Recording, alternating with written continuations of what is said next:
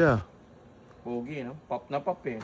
Tingnan nyo to mga brokies. Nagpalit tayo ng Brembo.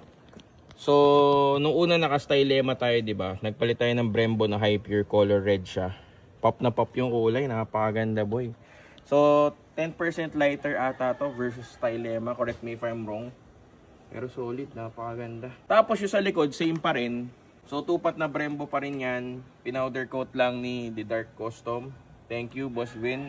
Solid din, di ba? Nagpalit na rin tayo ng disc brake sa likod. So, naka-Kamui na disc na rin tayo na lift type din. Parehong-pareho nung sa harap. Unti-unti nang nakakompleto. Minsan pagkakompleto na, napapalitan eh.